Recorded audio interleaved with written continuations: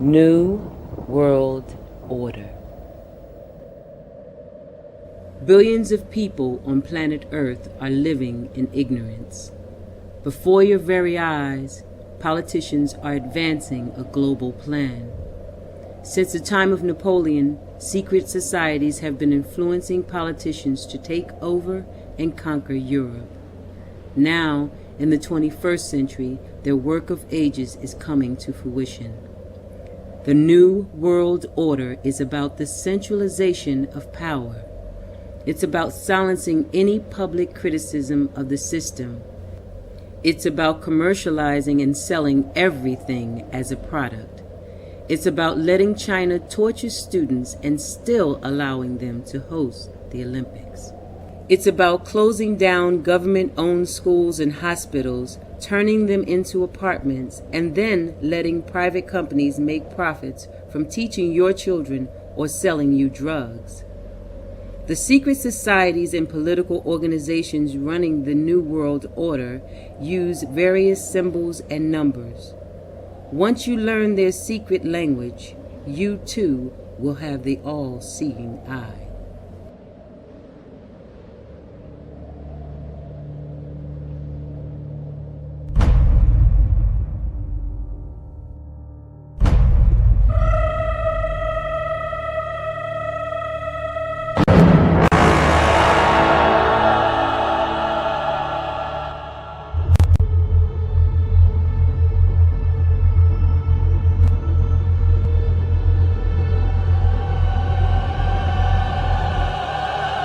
Let it begin.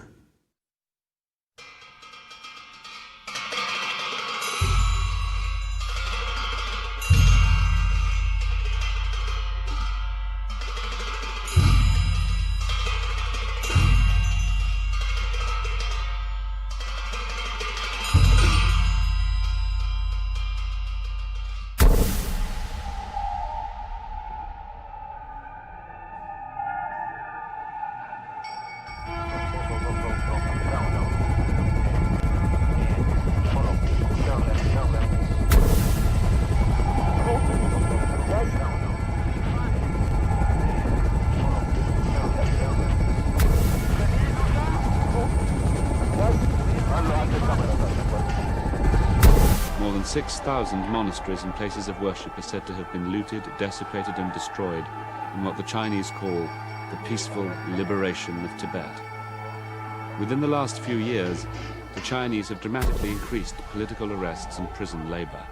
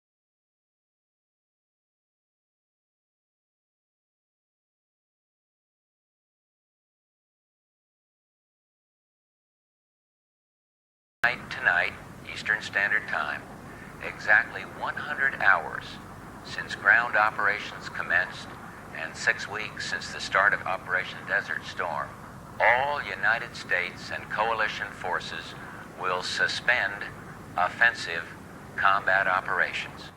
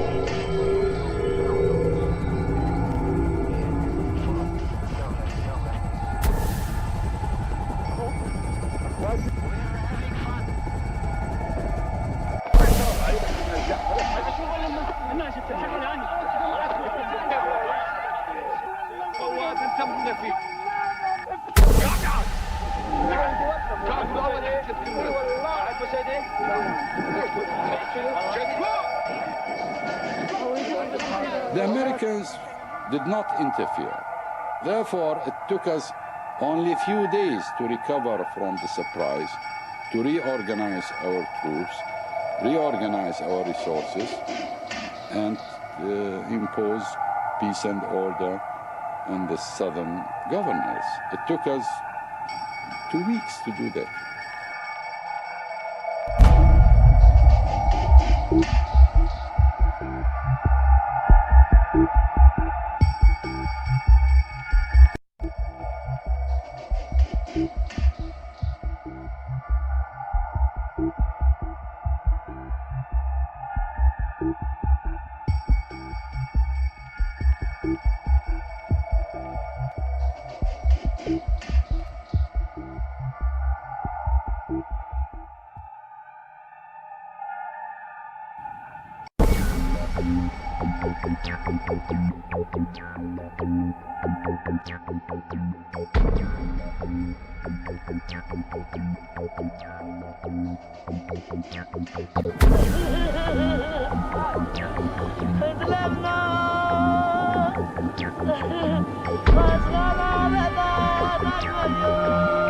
Saddam Hussein. Bombing, bomba, helicopters destroyed us. I don't know. They saw this, but they don't know why. We are human like you.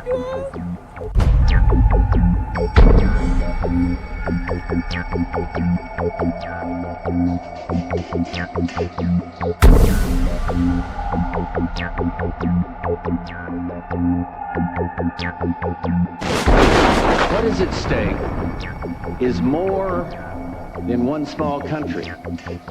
It is a big idea, a new world order.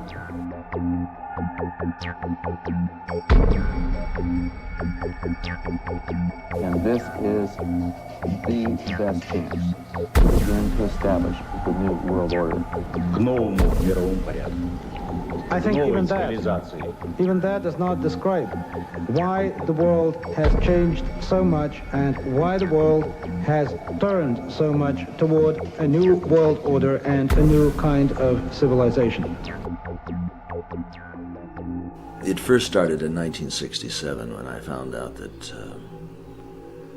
I had not gotten the big picture, even though I thought that I had it together. I just didn't have the complete pieces of the picture. This is a giant geo-psycho-political picture, and things are happening with the use of subliminal, indirect, and reverse psychological propaganda. It's made to be confusing by the evilarchy that controls not only the United States but Britain. This Illuminati, this group who call themselves the Enlightened Ones, had gained positions of power through control of the banking system.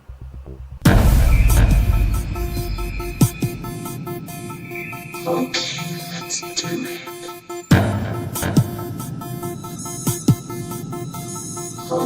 Let's do it. Let's do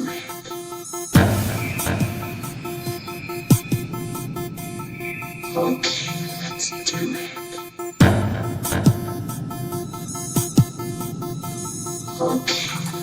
do it.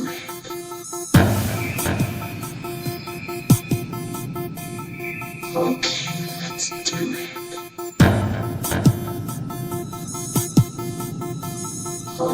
Let's do it.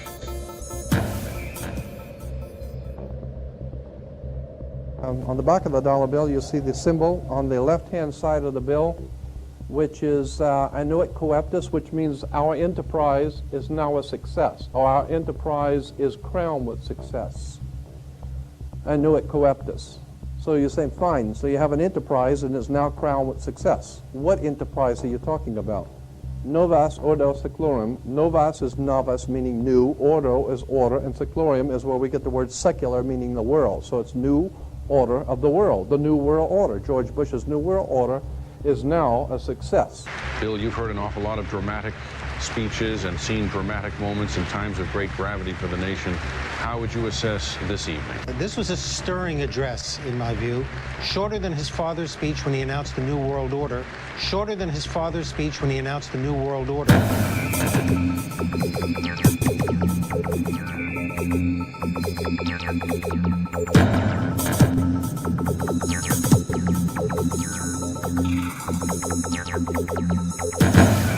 1934 is when the Federal Reserve actually finally took total control of the United States monetary system, and that's when they said it is now a success, because this is a symbol, this is an emblem of a secret society of Freemasons called the Illuminati, the German Bavarian Illuminati.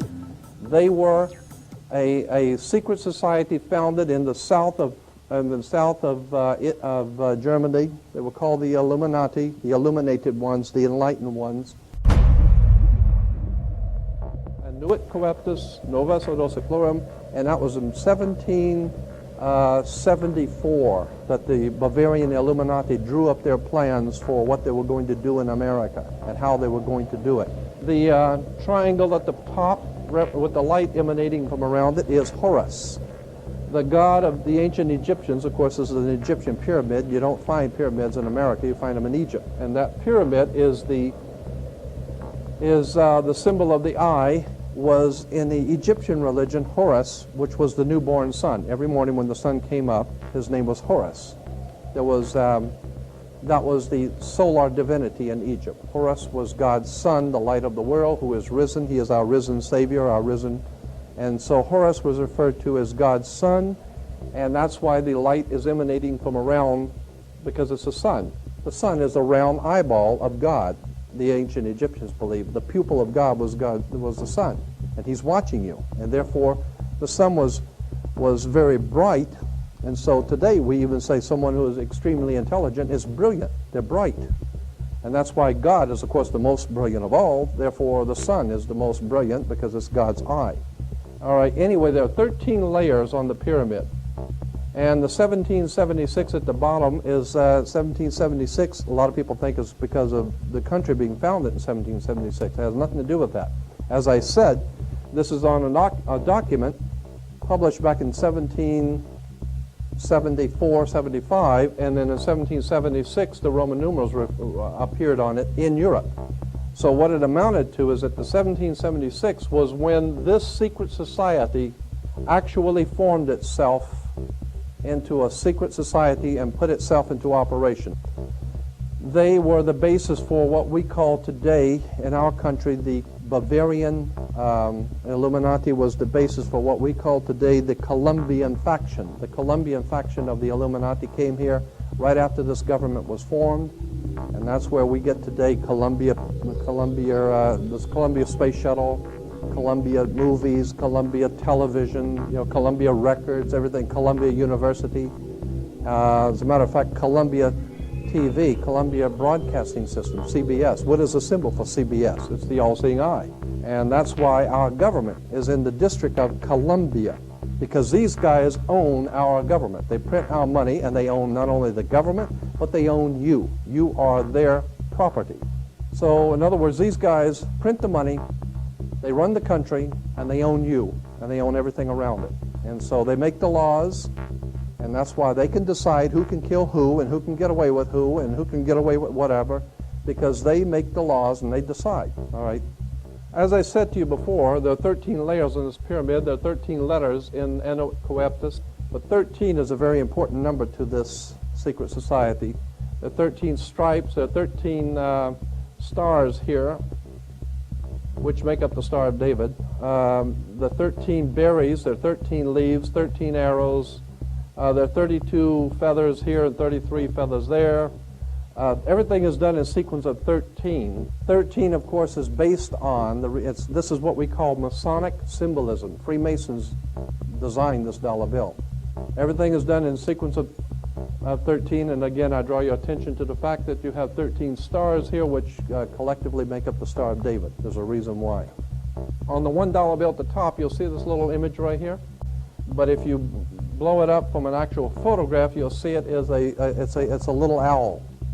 It's a symbol of the Bohemian Society. The Bohemian Society meets in California on the last 2 weeks of July of every year. I have pictures showing all of the presidents, all of the living presidents, excluding the new one, but all of the living presidents at Bohemian Grove in Northern California, and they're all wearing red and black Ku Klux Klan dress type of regalia, like the Ku Klux Klanners, with the pointed headdress and everything.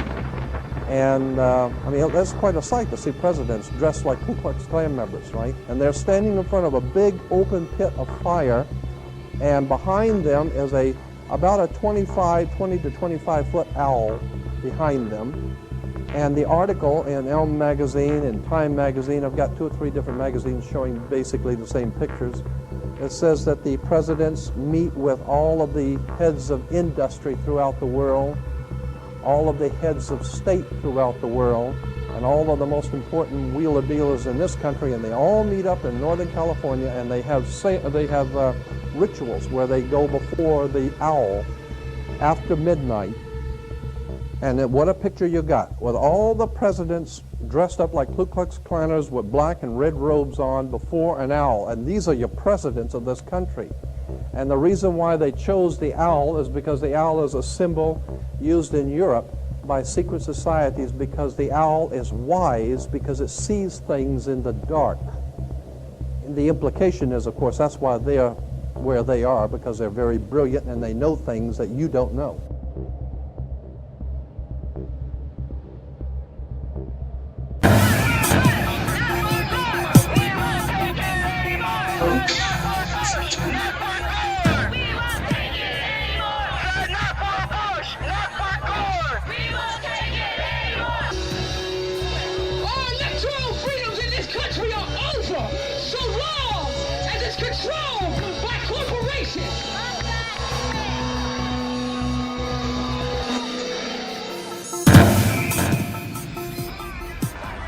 living room is the factory.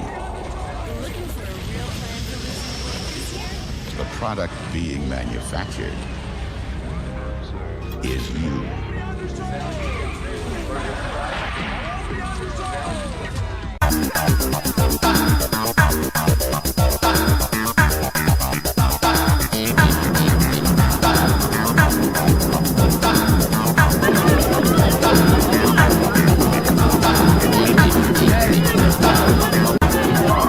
That's it! The oil is the answer! No weapon of mass destruction! Bulls need the oil!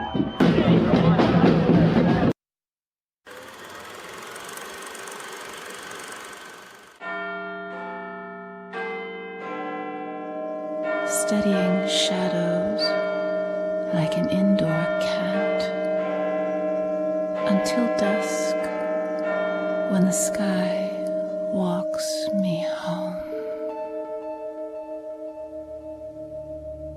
How far has the ancient Illuminati secret society network penetrated world politics? If you read the many books published about conspiracies, then you will learn that many leading authors have alleged that British Prime Minister Tony Blair is a high-ranking Freemason.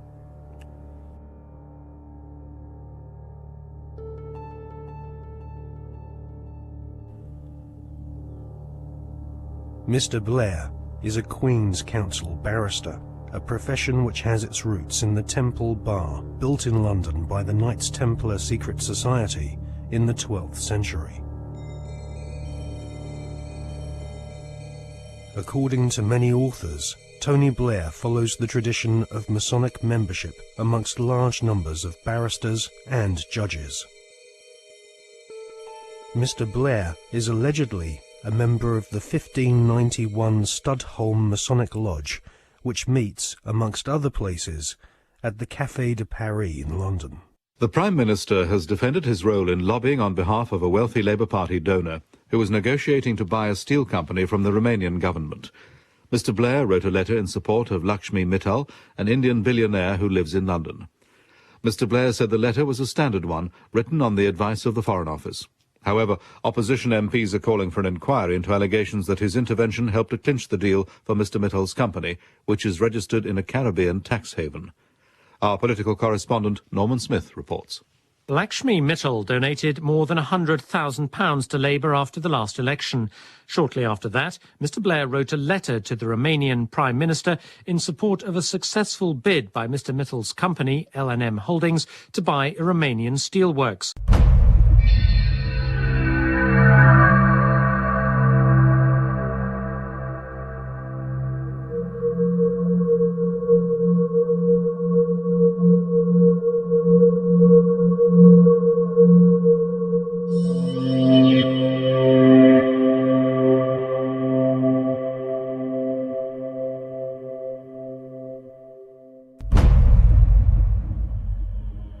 A retired solicitor once described barristers like Tony Blair as highly paid professional liars. So it is unlikely that Tony Blair will ever come clean about his membership of a secret society. However, one thing we can be sure about. The Masonic establishment at the heart of British society does not like being probed or investigated when it comes to matters of Masonic membership. A recent Select Committee inquiry chaired by Labour MP Chris Mullins found that the Metropolitan Police Force and Judiciary were unwilling to force their members to disclose if they were members of secret societies. In a series of embarrassing revelations in the 1970s and 1980s, the British author Martin Short established that the Scotland Yard Vice Squad and senior CID officers were all Masons and taking bribes from pornographers in London's Soho. Martin Short estimates that 1 in 6 British police officers are Masons, and that there are approximately 600,000 Freemasons in Britain today.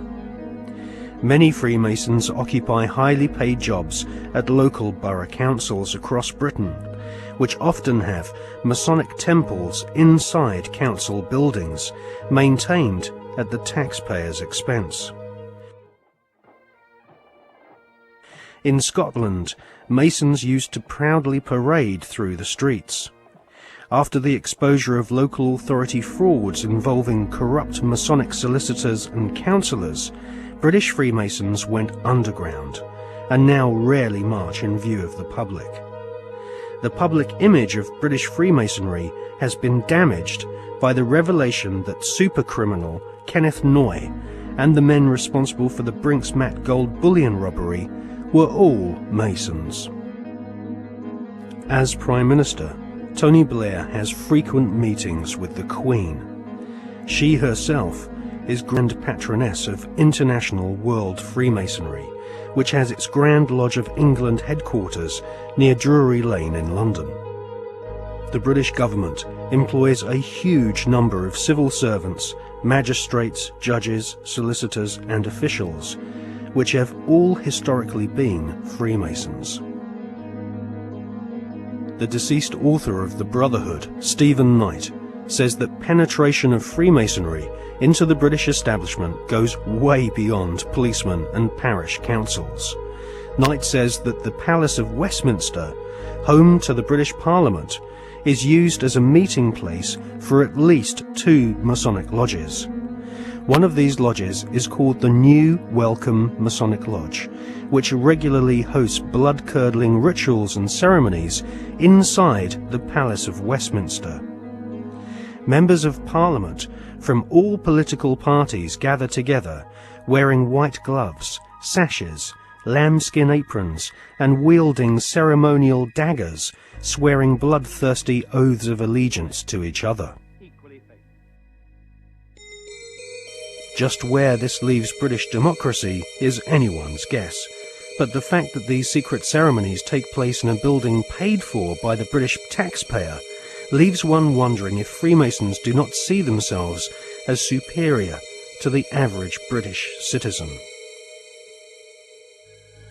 Many researchers claim British Prime Minister Tony Blair is a high-ranking 33rd degree Freemason. This is the highest rank of Mason, and this elite cabal of British Freemasonry has its own headquarters at number 10 Duke Street, which some claim is connected to number 10 Downing Street via a secret underground tunnel. Inside the Duke Street headquarters of the Supreme Council of the 33rd degree, there is a red room, a black room, and a chamber of death, which Masons use for macabre rituals based on ancient Jewish mysticism and Enochian magic. Once initiated into the 33rd degree, Masons are told they are superior beings, and the human population are referred to as being profane goyim, which means cattle. If Tony Blair is indeed a 33rd degree Freemason, then he is following in the footsteps of previous Prime Ministers, who have all been members of either Freemasonry, the Knights Templar, or the Round Table, which was started by Sir Cecil Rhodes following his economic conquest of Zimbabwe during the 19th century. Winston Churchill was also a 33rd degree Freemason, initiated into the Studholme Lodge at the headquarters of the 33rd degree in May 1901. Winston Churchill was also a member of the Order of Druids, who often meet at Stonehenge during the spring equinox, whilst members of the British public are forcibly restrained from this ancient megalithic site by thousands of police officers. The ancient Druid rituals at Stonehenge can be considered harmless when compared to the murderous, satanically inspired ceremonies of Freemasonry. Most Freemasons do not progress beyond the first 3 degrees, or exams of initiation. These are often called the blue degrees. In fact, many Masons do not even realize that beyond the 3rd degree of Master Mason, that there are higher degrees. The higher degrees of Freemasonry are almost exclusively populated by men of aristocratic lineage or ex-officers of the armed forces. In all, at any one time, there are no more than a few dozen men who reach the 33rd degree.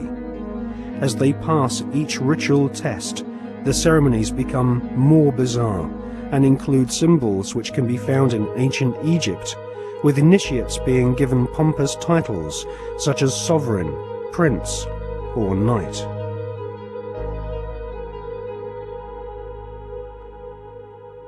When we see Tony Blair meeting with George Bush Jr., we are actually seeing two knights of secret orders.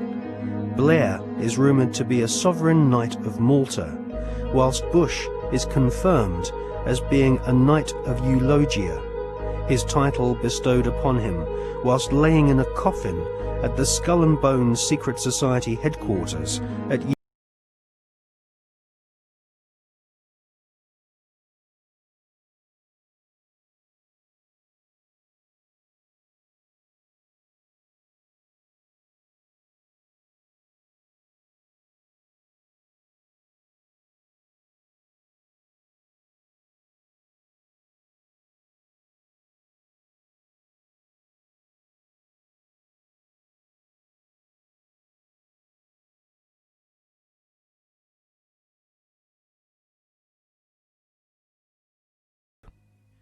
are we being ruled by politicians who consult with Baphomets and demons? Yes, we are. The way the world is structured is like a compartmentalized pyramid, and it's pyramids within pyramids, like Russian dolls, one doll inside a bigger doll inside a bigger doll. So you'll have a compartmentalized pyramid that is the British government, for instance, where the people at the bottom don't know what the top is really going towards, what the agenda really is. Just as in in a bank, you've got a bank, and the people at the bottom of the bank who take the checks over the counter, they don't know what's going on above them, and they don't know what's going on above them. And eventually, in all these pyramids, you have a tiny little number of people at the top that are actually the only people that know how the whole game fits together. Everyone else is just playing their part in ignorance. And so what the Illuminati do is they make sure that only their people, or those that are not a problem to them, will reach those levels of power in which decisions have to be made to push this agenda forward. When people say sometimes, well, you see these people everywhere, you see these one and these one other. No, hold on a second. No, they're at these high positions of power. Therefore, because of this process of filtering them out, if you're not one of us, mate, you ain't going to get sponsored by the right people to get these positions of power. And if you slip through the net, there's going to be a scandal, or there's going to be something we're going to bring up that's going to bring you down because you're not one of our guys.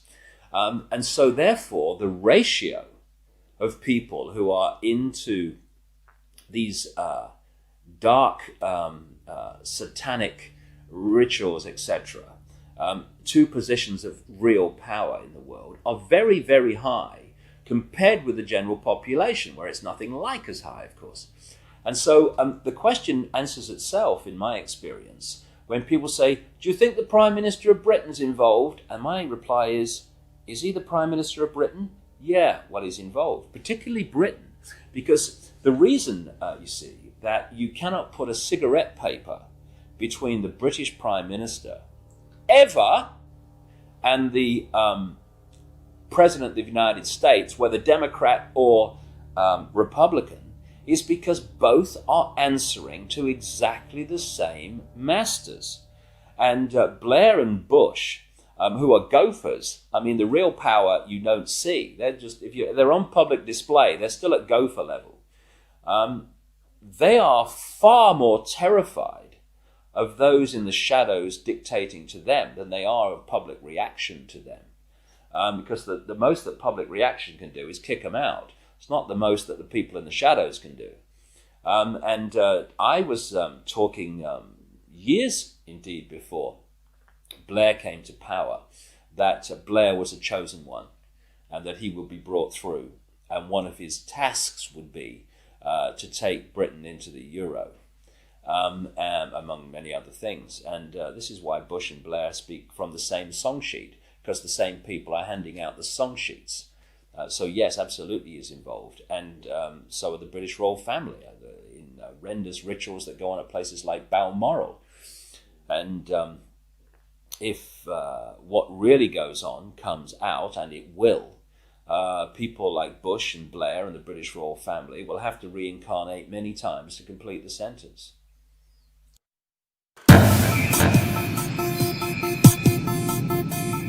Okay, let's do it. Okay, let's do it.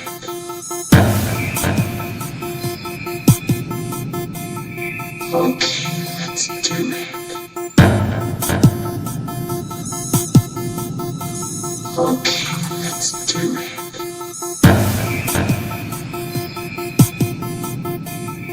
Okay, let's do it.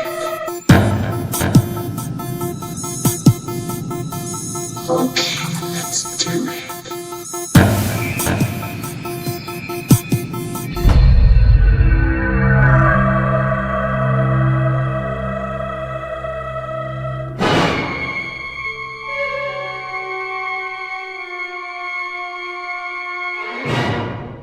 I was an FBI agent for 27.5 years. At the time of my retirement, I was the senior special agent in charge of the FBI Los Angeles Division. I have been qualified in the courts as an expert on cults and satanic ritual abuse. I have information from various sources that judges, law enforcement, prosecutors, attorneys, doctors, and many prominent individuals, including actors, actresses, professional football and baseball players, are involved in these type activities.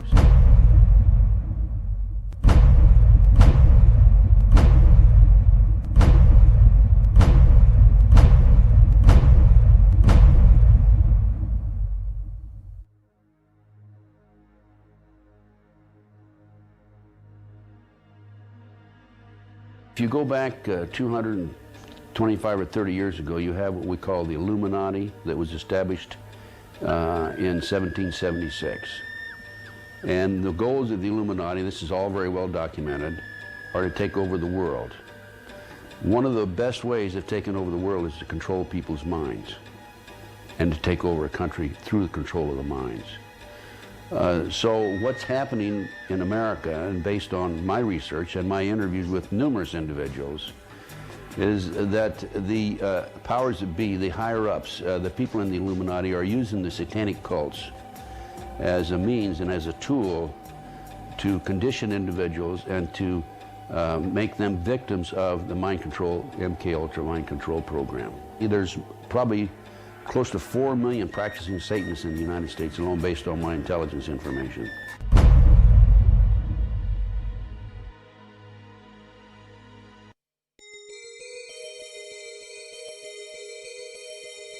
If the many authors on the subject of the occult are correct, and Tony Blair has been initiated into the 33rd degree, then his pseudo-Christian morals will be compromised by the fact that devil worshippers and high-ranking Freemasons have walked through the corridors of power hand in hand for centuries. The Royal Archmasons describe their highest-ranking brothers as Grand Solicitor Generals of the Supreme Grand Chapter. There is a secret word, the name of the true Masonic God, which none are allowed to say in public. This name is Yarbulon.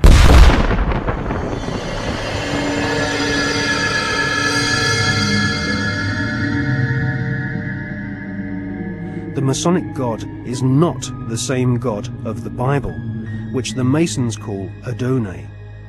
Yarbulon has been described by Christian minister Canon Brian Brindley as an unholy compound of the Hebrew name of God, Jehovah, with the heathen names for Baal and Osiris.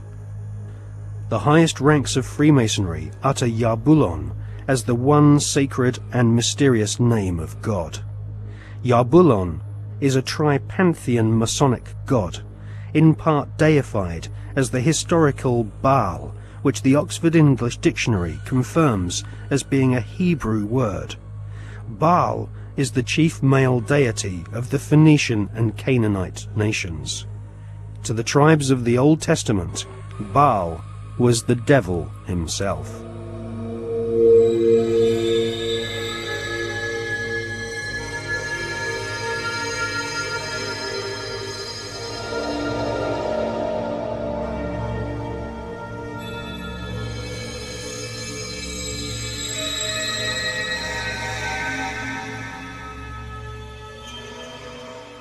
Albert Pike is America's most celebrated Freemason. Pike was Grand Commander Sovereign Pontiff of Scottish Rite Freemasonry in the southern and western United States from 1859 to 1891. Scottish Rite Freemasonry has its own headquarters at the 33rd degree in Edinburgh. The United Grand Lodge of England has tried to deny that the true god of Masonry is Yarbulon, or has anything to do with the devil. But Albert Pike describes Yarbulon as a symbol of the infinite and eternal Godhead, a mongrel word whose name has been for 2,000 years an appellation of the devil.